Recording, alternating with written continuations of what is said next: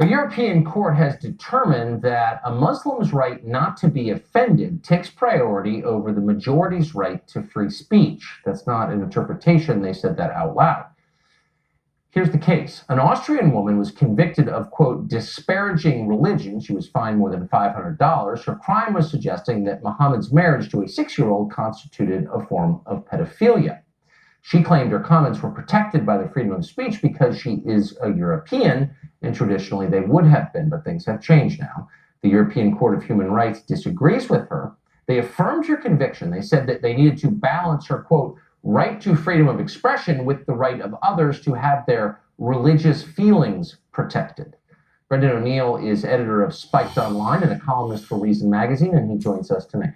Brendan, thanks for coming on. Just as a factual matter, did I misstate any of that? I mean, are those the facts of the case?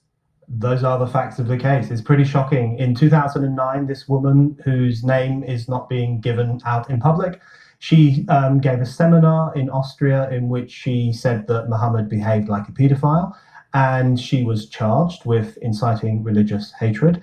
And she appealed to the European Court of Human Rights, believing that a Court of Human Rights might actually defend her rights. But the European Court of Human Rights has decreed that the court was right to punish her for making these comments. And furthermore, the European Court of Human Rights establishes precedent across Europe. So we now have effectively been warned, all Europeans, that you are forbidden from making this comment about Mohammed. So in other words, a standard that has long prevailed in the Islamic world, which is that you can be punished for criticizing Mohammed, is now the law in Europe.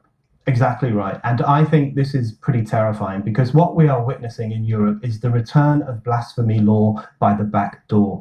You know, people fought long and hard in many European countries for the right to question religion, to mock gods, to make fun of prophets. This is a long, hard fought for liberty. It's now being overturned by these new forms of blasphemy law, which really are rehabilitating quite medieval laws, which tell us that there are certain things about religious gods and prophets that we are not allowed to say. I think it is a brazen and terrifying attack on freedom of speech. Yes, and one specific religion. I mean, I assume you're still free to attack the Archbishop of Canterbury. In fact, of course you are. It's Islam. So, but let me ask you this. The guardians of the First Amendment in any society, of course, are journalists. I mean, that's their role in a society. But my sense is the European press has not reacted like their house is burning down to this. They haven't raised a hue and cry over it, or have I missed that? They haven't, not yet. I'm optimistic that something might happen because this is a pretty extreme case. But the problem we face in Europe, of course, is that Islam is offered the kind of protections that no other religion enjoys. We have the term Islamophobia, which is used against anyone who simply raises criticisms of the Quran or the hijab or any other aspect of Islamic practices or Islamic behavior. There's a real culture of conformism and censorship around the issue of Islam in particular, which means that unfortunately many journalists probably will not take to task this court ruling in the way that they should. I think what we have to recognize is that freedom of speech, by its very definition, includes the freedom to offend.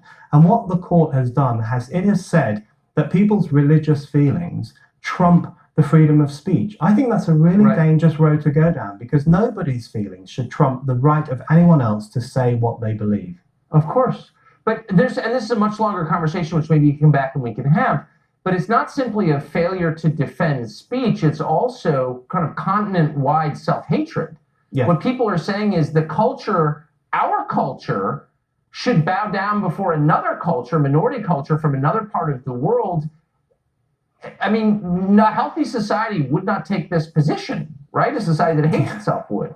That's absolutely right. I think what we are doing is we are demolishing one of the key principles of modern Europe. In the wake of the Enlightenment and the Renaissance, Europe propelled itself forward and started to believe in freedom and choice and the right to express yourself.